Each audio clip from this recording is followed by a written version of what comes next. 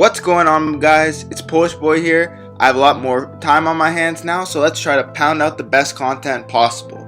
So, today we're going to do the best contracts in the NBA at every position. I already did a video on the worst contract in the NBA at every position, so you guys should go check that out before watching this vid, and I'll leave a link to that video in the description down below. But anyways, let's get into this vid. So, at the point guard position, the best contract currently in the NBA is Kemba Walker. He has 2 years, $24 million left on his deal. And when he originally signed his contract 2 years ago for 4 years, $48 million, many people were meh about the deal. They didn't think it was undervalued, overvalued. They thought it was just about fair. Because over the first 3 to 4 years of Kemba Walker's career, his numbers stayed approximately stagnant. So when he broke out 2 seasons ago and then turned into an all-star this year, putting up numbers of 23 points, 6 assists, it was a little unexpected. So he's definitely upped his value incredibly in the last year and 2 seasons in the NBA.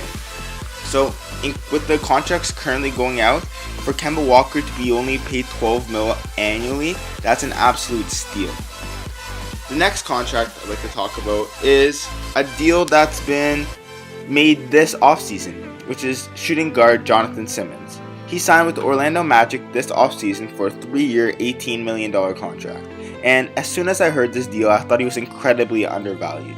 After watching the San Antonio Spurs play during the NBA playoffs, I saw how valuable Jonathan Simmons was to their team.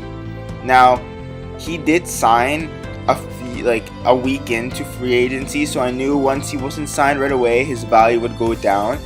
But for Jonathan Simmons, for a player to be a key role player on a championship perennial team, to only be paid $6 million per year, considering players like Otto Porter getting max deals, is absolutely ridiculous. So the Orlando Magic got an absolute steal.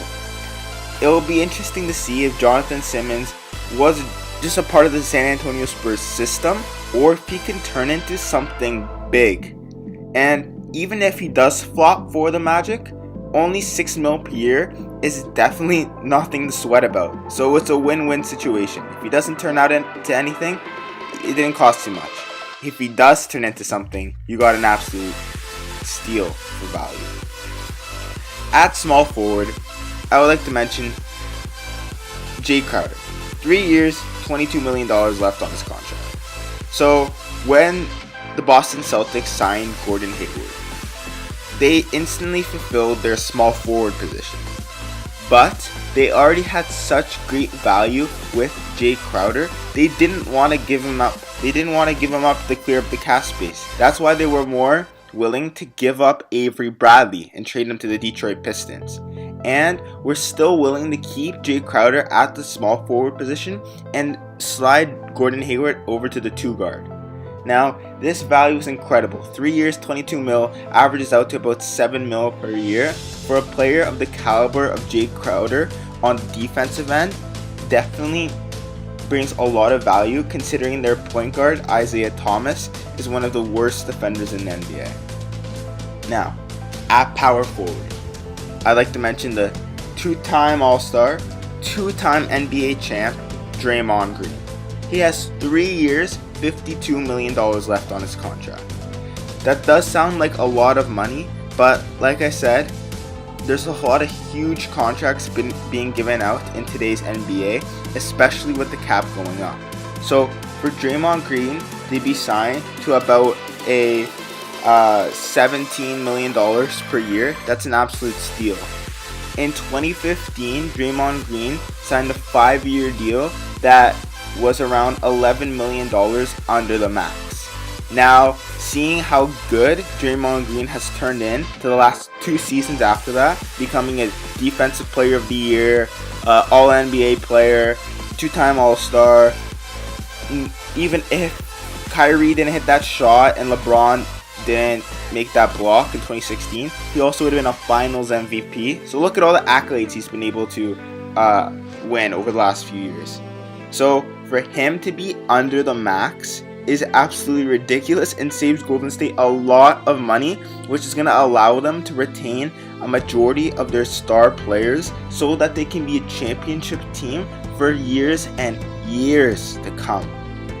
So, the final position I like to mention is at center, Nikola Jokic. He has 2 years and $3 million left on his contract. Now, although he might not be a big name as he plays in a smaller market and he's a European, so he doesn't get as much notice and isn't involved as much in the media, he had a player efficiency rating that was top 15 in the NBA last year. I think, and he put up numbers of 17 points and 10 rebounds, so under the radar. He's absolutely going to blossom in the NBA. That was only his second year in the league, and I could see him becoming one of the best big men in the entire NBA. He's got the all-around offensive game. He's got touch. He's got handles. He's got a mid-range game and perimeter shot. Inside, he can work his game. It's absolutely incredible.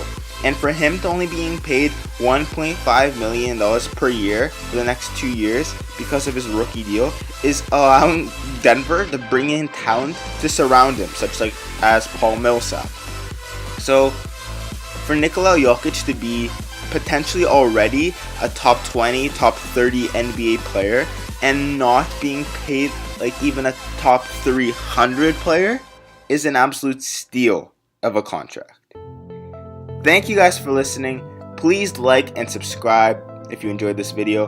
I'm going to bring a lot of content over the next week or 2 weeks, as much as I can for you guys, okay? So, thank you guys for listening, and see you guys again later. Bye.